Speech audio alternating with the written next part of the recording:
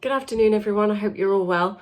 I thought it would be useful for me to do another video rather than trying to update everybody about the proposed forthcoming changes via letter, because there's an awful lot of information, and also I want to try and reassure and allay as many fears as I can. We have been working very hard to put together the risk assessment that has been agreed by the governors, and it's going to the Trust Board today, and all staff have agreed as well. We are following the DfE guidance and also the local authority guidance. They issued a very helpful booklet a few days ago that made planning easier for us as well. So all of this is a proposed expansion. It's not reopening. We've been open since the day they closed us. But it is, as you will have seen from the news, the request that reception, nursery, year 1 and year 6 children return to school from as early as the 1st of June. Now, this is still dependent on the 5 measures being met from the government, and you'll know that they are broadcasting on the 28th of May, so we are expecting them to confirm whether that is the case, and we are therefore good to go, so to speak. There are many questions that we all have still that I think need to be answered as well.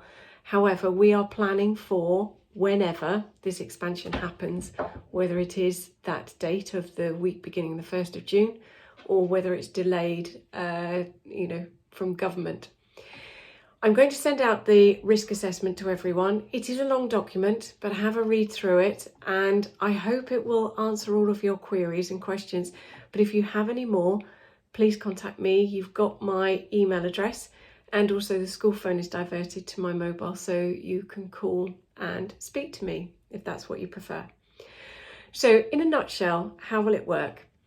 We will issue some more guidance nearer the time because the guidance changes on a daily basis. And also each of the bubble leaders, I'll refer to bubbles in a minute, will do a video for children. So that will be a separate one. I didn't want them to see this one because it's for you as parents to be able to make a decision as to whether you send your child back to school.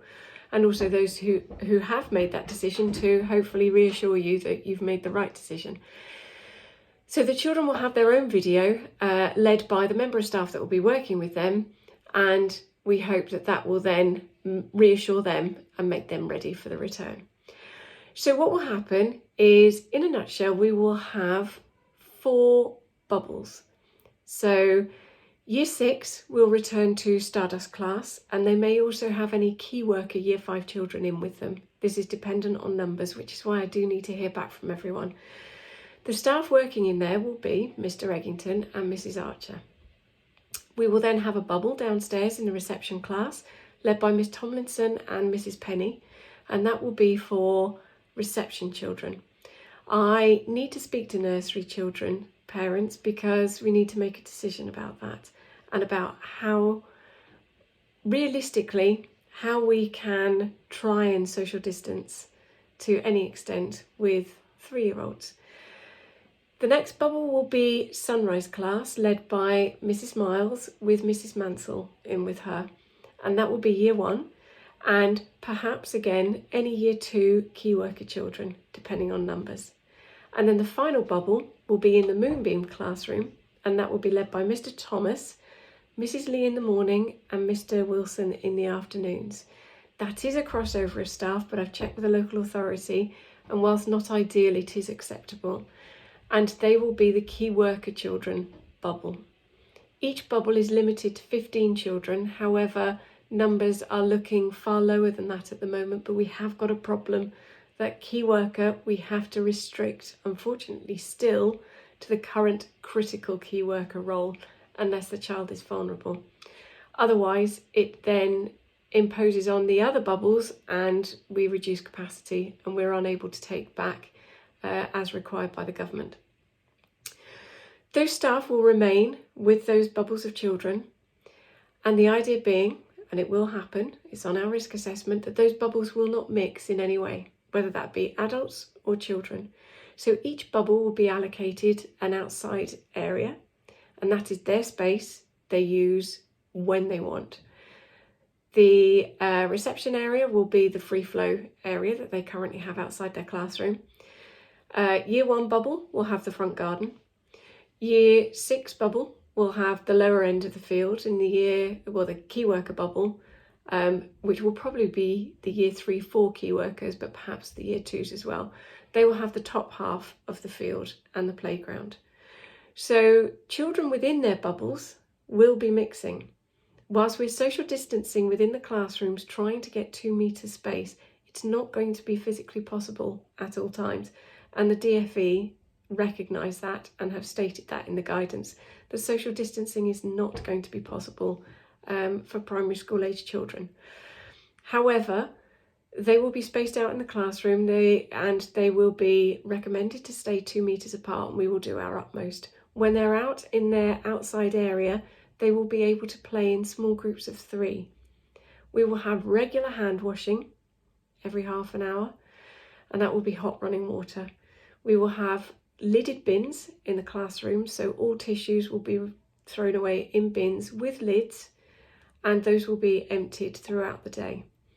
Any equipment that the children use, play equipment from outside, we will divvy that up and share that out amongst the bubbles. Each bubble will have their own set. Each child will play with a piece of equipment, and that will be theirs to play with until it's next cleaned, which might be in between break times, or it could be at the end of the day. Pens, pencils, rulers, such like, each child will have their own set in their tray, which will be on a desk next to them, and those again will be kept in a zip bag, which can be wiped down at the end of each day. Any equipment in the classroom, such as maths resources we might use, Dean's or Numicon, or other resources that we want to try and keep the curriculum as usual as possible, to limit the differentness for the children. Does that make sense?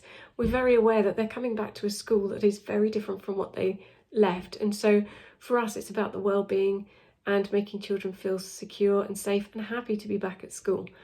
So equipment that we do use, that will then be soaked in Milton solution in crates in the classrooms and then air dried overnight. So there will be the thorough cleaning every evening and a deep clean carried out by our cleaners of classrooms. We will have antibacterial wipes on all external doors. So last adult through a door will wipe the hand knob or the lock, and it will be placed in a bin next to the door. We will have a staggered drop-off and pick-up time, and those details will come out in writing so that you can remember them. Drop-off will be to the village hall car park unless your child is using the school bus. We have to, I'm afraid, limit any contact with bubbles. Therefore, there will be no adults allowed on the school premises. I will be in the village hall car park, and I will be greeting the children as they arrive, and they will then walk themselves, and there'll be a member of staff waiting in the playground, so only 20-30 feet away, to then show them where to go next. Year 6 will arrive at 8:45. Year 1 will arrive at 9 o'clock, and reception will arrive at 9:15, so that will limit any pressure on the car park. They will then have their own entrance and exit into the school that only their bubble uses. So again, there's free flow through the day without any worry about children coming into contact with other bubbles. And school bus will arrive at usual time, and they will go straight into school. They will go straight to their classrooms. A floor plan will be sent to you along with the risk assessment, so you can see what I mean. It's hard to visualize, but trust me, it makes sense. Once in their bubbles, they will remain in their classrooms unless there's any outdoor play, and that will be, as I say, just with their bubble. Lunches will be packed lunches, and those will be eaten in the classrooms, and the same staff that manage those bubbles will oversee that as well. And that's why I've put 2 adults in every bubble, because we will then ensure that only those 2 adults mix with your children. There will be some overlap of myself. I need to be able to cover if there's a shortage, or obviously deal with any issues that may arise. However, I will make sure that I am following, the strict hygiene rules and remaining 2 meters apart as well. So school lunches, packed lunch, will be taken in classrooms, and then children will be able to play outside. We will use the outside areas as much as possible according to the weather. If we are able to, we will get hold of some more gazebos or shelters so that there's shade during the day, because hopefully the nice weather will carry on.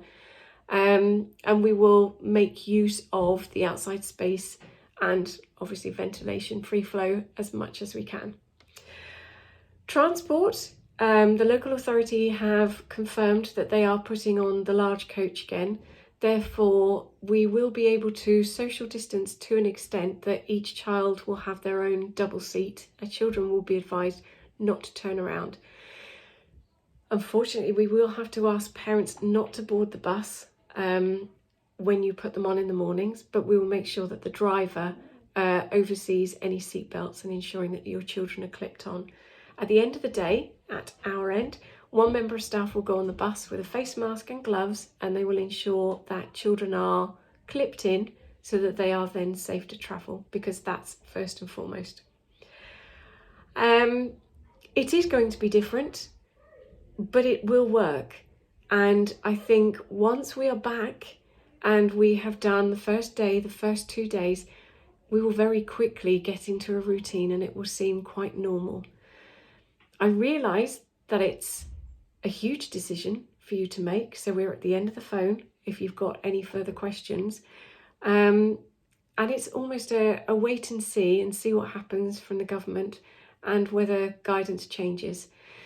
The other measure that you need to be aware of is if a child shows any symptoms. Obviously, if they show any symptoms when they're at home, please, they are not to leave the house. If a child shows any symptoms while they're in school, we've now got an electronic thermometer, such as a temperature or a persistent cough, that child will be immediately isolated, as in they will come up on the landing with me. So only I will be using the upstairs area, so there's no danger of contamination to any other adults then going into their bubble. So that child will come straight onto the landing. They will be looked after by me, and we will contact parent to come and collect them. However, every child and adult in their bubble will also need to be sent home, and the local authority have requested that they remain home for 14 days to self-isolate, or until the child has been tested and a negative test result comes back. If it's positive, then the whole bubble is in self-isolation for 14 days. We would need to check the guidance as to whether that also involves family members, but I believe the family members only have to self-isolate if your child or adult that you work with is showing symptoms. So that is something to be aware of, that there could be occasions where we need to phone parents to come and collect all of the children, because we know how often children can spike a temperature over a cold or a tummy bug. I hope that I have covered the main points. However, I realise that there is so much to get your heads around. Have a read of the risk assessment. Please send me any questions you've got or ring me. And then if there are many questions or they're over the same area and subject, I obviously can then do another video explaining whatever it is I haven't made clear, or reassure, or we may need to tweak the risk assessment as well. But please be assured we are doing everything we can to minimise any risk to your children. We can't eradicate them, nobody can, but we're doing what we can to minimise them. And we are all desperate to get back to normal. We're desperate to see your children again. Those of you who decide not to send your children back, we do have to warn you that there will be a couple of weeks notice if you then decide to send your child. Again, this is being clarified by the local authority, but they're not wanting additional children to enter the bubble. So we need to work out a system, which may be a fortnightly re-entry of any children that have decided in the meantime that they are now returning to school. But I think that is possibly it for now. If I think of anything more, trust me, it's been going around my head for days now. I will issue more guidance. Also, those of you whose children aren't in those priority year groups, or if you choose to keep your child at home, and I totally and fully respect that decision, please be assured that Seesaw and the current level of home learning will continue. Staff will age by about 30 years come the summer holidays, because they will be teaching a year group in school during the day and then going home in the evenings and dealing with the home learning. But we hope to be able to keep dipping into Seesaw throughout the day anyway. And obviously my role will probably then be overseeing marking and commenting on Seesaw to try and relieve some stress on the teachers. But please take care in the meantime. Have a read, have a think, get back in touch if there's anything you need to know. Bye.